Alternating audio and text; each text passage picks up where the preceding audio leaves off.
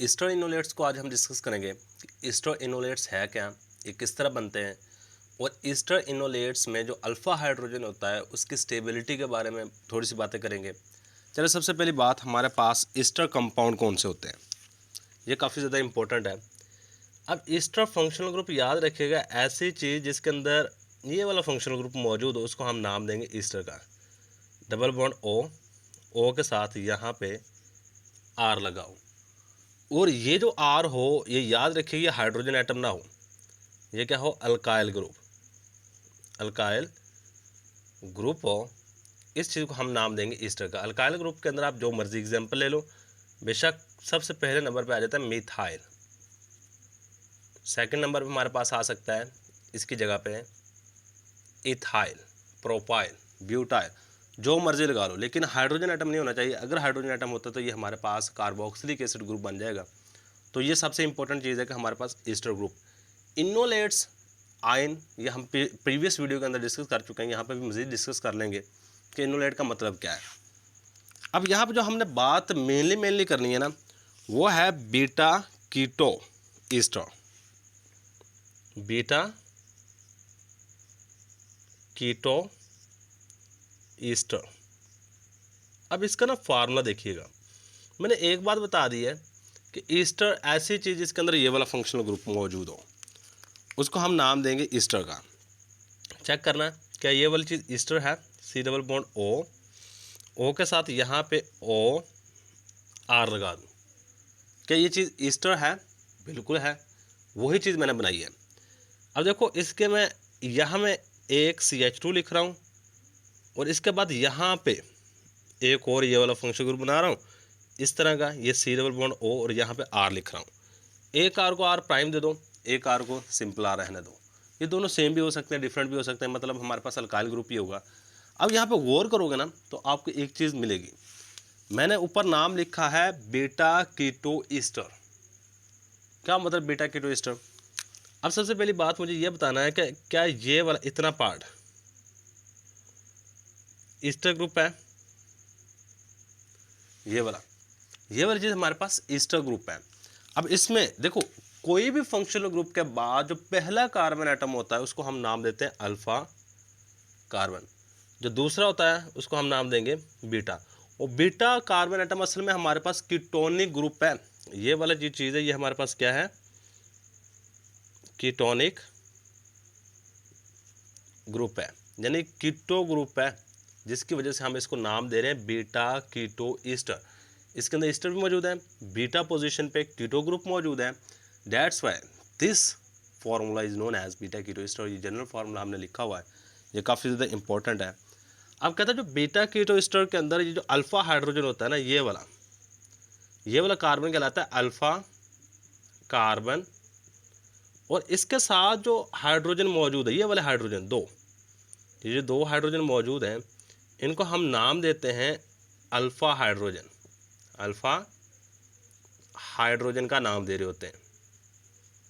अब याद रखिएगा, ये जो अल्फा हाइड्रोजन है ये एसिडिक इन नेचर है, एसिडिक इन नेचर है। अच्छा, एसिडिक इन नेचर का मतलब क्या होता है? एसिडिक याद रखिएगा, कोई भी चीज़ एसिड तब होगी जब वो इजीली H पॉजिटिव आयन दे सके। यहाँ पे ये जो CH2 दो हाइड्रोजन एटम है ये इजीली यहाँ से रिप्लेस किए जा सकते हैं, निकाले जा सकते हैं। That's why it is known as acidic in nature. सही है। एसिडिक इन नेचर का मतलब क्या होता है कि दे कैन,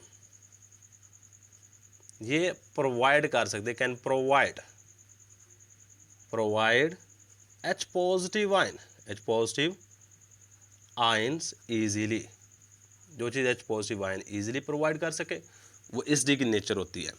तो ये अगर इसकी हम Ka वैल्यू देखें तो इसकी Ka वैल्यू तकरीबन होती है, Ka वैल्यू 10⁻⁻11। अगर इसकी pKa वैल्यू देखते हैं तो ये ऑलमोस्ट इसका माइनस लॉग ले लो, minus log of Ka value होता है, माइनस लॉग लोगे किस चीज़ का, Ka का, ये होता है 10⁻⁻11, और ये आएगा 11। सही है। यानी कि जो हमारे पास ईस्टर बीटा कीटो ईस्टर होते हैं इनके Ka की वैल्यू 10⁻⁻11 होती है, जबकि Pk वैल्यू 11 होती है, जिसकी वजह से हमें ये रिप्रेजेंट हो, ये स्लाइटली एसिडिक इन नेचर होता है। ये क्या है? Slightly acidic in nature. अब इसके बाद हमारे पास जो मेन चीज़ होती है, इसका अगर आयन लेना बीटा कीटो ईस्टर का, उसमें इलेक्ट्रॉन की डीलोकलाइजेशन को कुछ इस तरीके से दिखा सकते हैं। The electron delocalization, the electron delocalization, electron की delocalization of beta keto ester, of beta keto ester, beta keto ester की इलेक्ट्रॉन की डीलोकलाइजेशन को इस तरह रिप्रेजेंट किया जा सकता है, इज रिप्रेजेंटेड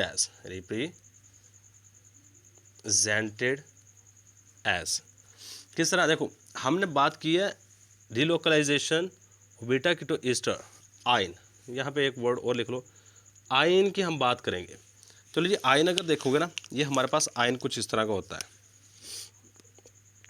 मैं इसी को बना रहा हूँ सी, यहाँ पे सिंगल बॉन्ड कर लो, यहाँ पे माइनस चार्ज आ जाएगा, डबल बॉन्ड सी, यहाँ पे एक हाइड्रोजन को उतार दिया है, एक हाइड्रोजन अभी मौजूद है, सी डबल बॉन्ड ओ, यहाँ पे ओ के साथ आर है। इस तरह से हमारे पास आयन बन जाता है। आयन बना किस तरह है? यहाँ से एक हाइड्रोजन को रिमूव किया, हाइड्रोजन को रिमूव करने के बाद ये वाला बॉन्ड यहाँ पे शिफ्ट कर दिया, ये वाली चीज़ हमारे पास इनोलेट आयन कहलाता है। ये वाला चीज़ हमारे पास क्या है? Enolate ion, enolate ion. सही, बस ये सिंपल सी बात याद रखिएगा। अब होता क्या है कि इसमें पाई इलेक्ट्रॉन की डीलोकलाइजेशन होना शुरू हो जाती है। ये वाला इलेक्ट्रॉन आपका यहाँ पे शिफ्ट होता है, और इसके बाद ये वाले इलेक्ट्रॉन्स आपके इस कार्बन एटम के ऊपर शिफ्ट हो जाते हैं, जिसके नतीजे में हमारे पास कुछ डीलोकलाइजेशन के बाद ये वाली चीज़ बन जाती है। देखो, ये वाली चीज़ सेम आर, इसके ऊपर ये बॉन्ड यहाँ पे डबल हो जाएगा, क्योंकि इलेक्ट्रॉन यहाँ पे ये जो नेगेटिव चार्ज यहाँ पे शिफ्ट हो गया। अब ये वाला इसके ऊपर नेगेटिव चार्ज आ गया, क्योंकि एक बॉन्ड में दो इलेक्ट्रॉन थे, दो इलेक्ट्रॉन इस कार्बन एटम के ऊपर गए हैं, जिसकी वजह से यहाँ पे नेगेटिव चार्ज आ गया, और बाकी चीज़ आपकी सेम एज इट आ जाएगी। ये हमारे पास ये भी इनोलेट आयन है, ये भी क्या है? इनोलेट आयन है। अब नेक्स्ट स्टेप में क्या होता है? फिर मज़ीद डीलोकलाइजेशन होती है, जिसके बाद ये वाला बॉन्ड यहाँ पे, यानी कि इलेक्ट्रॉन यहाँ पे बॉन्ड बना देते हैं, और ये वाला इलेक्ट्रॉन्स यहाँ पे इसके ऊपर शिफ्ट हो जाते हैं, और इसके नतीजे में हमारे पास जो चीज़ बनती है वो ये वाली बन जाएगी कुछ इस तरीके से।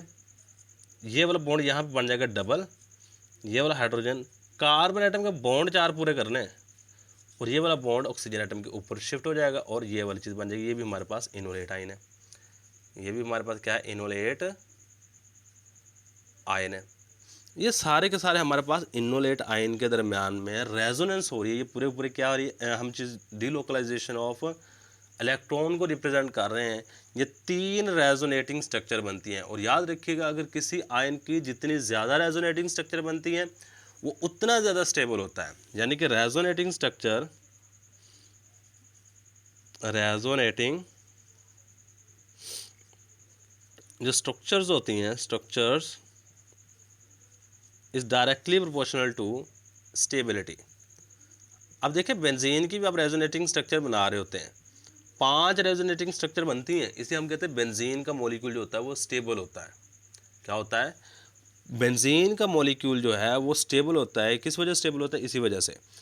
अब यहाँ पे ना जब मेन बात आ जाती है, वो कहता है आप ये जो अल्फ़ा हाइड्रोजन मौजूद है, हमने यहाँ पे बात की, ये एसिडिक इन नेचर होता है। एसिडिक इन नेचर का मतलब ये है कि आप इस अल्फ़ा हाइड्रोजन को रिप्लेस कर सकते हो किसी भी चीज़ के साथ, अल्काइल ग्रुप के साथ, एसाइल ग्रुप के साथ। तो यही बात मैं यहाँ पे लिखूँगा। वी नाउ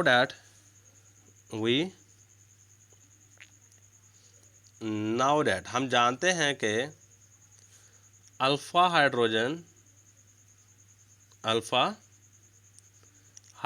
इन किस में? Beta keto ester, in beta keto ester has acidic nature, या has acidic nature, acidic nature, ये एसिडिक नेचर रखता है।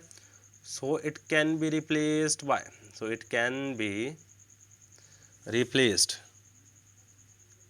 सो हम इसको रिप्लेस्ड कर सकते हैं, replaced by alkyl group, alkyl group के साथ, और acyl group, acyl group, alkyl group या एसाइल ग्रुप के साथ रिप्लेस कर सकते हैं, क्योंकि ये वाला हाइड्रोजन आसानी से यहाँ से निकल सकता है, इसकी जगह पे कुछ नई चीज़ आके लगा देंगे। सही है। मैं सिंपल सी बात यहाँ पे हाइड्रोजन को अगर निकालता हूँ यहाँ से एक हाइड्रोजन, तो यहाँ पे नेगेटिव चार्ज आ जाएगा। सही है। और ये हमारे पास असल में ये वाला स्ट्रक्चर मैं बनाने लगा हूँ, ये वाला स्ट्रक्चर मैं उठा के यहाँ बना रहा हूँ। ये है हमारे पास C डबल बॉन्ड O, यहाँ पे C के साथ एक हाइड्रोजन जुड़ा हुआ है, यहाँ पे नेगेटिव चार्ज है, यहाँ पे फिर C डबल बॉन्ड O और यहाँ पे OR। अगर इसके अंदर मैं RBr यानी कोई भी अल्काइल ब्रोमाइड को या अल्काइल हैलाइड को ऐड करता हूँ, तो यहाँ से ये वाला R उतरेगा, इसकी जगह पे जाकर लग जाएगा, और हमारे पास जो रिजल्टेंट कंपाउंड होगा वो कुछ इस तरह का आ जाएगा। सिर्फ क्या किया मैंने, यहाँ पे R उतार के यहाँ पे लगा लिया, और याद रखिएगा जहाँ पे हम हाइड्रोजन की जगह पे R को लगा के लगाते हैं उसको हम नाम देते हैं अल्काइलेशन। और यही मैंने बात ऊपर लिखी हुई है कि आप यहाँ पे अल्काइलेशन करवा सकते हो, यहाँ पे R लगा दो, यहाँ पे हाइड्रोजन वैसे ही मौजूद है, और यहाँ पे ये सेम एज इट चीज़ें आ जाएंगी, और Br नेगेटिव आपका वैसे का वैसा। सिर्फ मैंने सिंपल सा काम किया है कि ये वाला R उठा के मैंने इसके ऊपर लगा दिया। चलो मैं इस R के ऊपर प्राइम डाल देता हूँ। सही है। ये बात आपने सिंपल से याद रखनी है। अब देखो अभी भी इसके पास एक हाइड्रोजन मौजूद है, अभी भी इस कंपाउंड के पास हाइड्रोजन मौजूद है। अगर आप इसको भी रिप्लेस करना चाहते हैं तो इसको भी रिप्लेस कर सकते हैं, इसमें कोई प्रॉब्लम नहीं है। अब यहाँ पे दूसरा भी R लगा सकते हो, यही बात हमने ऊपर लिखी है। दोनों के दोनों ही हाइड्रोजन रिप्लेस किए जा सकते हैं, because both the hydrogen atoms are acidic in nature. ये दोनों के दोनों हाइड्रोजन क्या है, एसिडिक इन नेचर होते हैं, इसलिए हम इनको आसानी से रिप्लेस कर सकते हैं। यह था जी हमारे पास ईस्टर इनोलेट्स। सिंपल सी बात याद रखिएगा, ईस्टर क्या होते हैं, बीटा कीटो ईस्टर्स क्या होते हैं, इसमें इनोलेट आयन किस बनता किस तरह है, रेजोनेंस किस तरह हो रही होती है।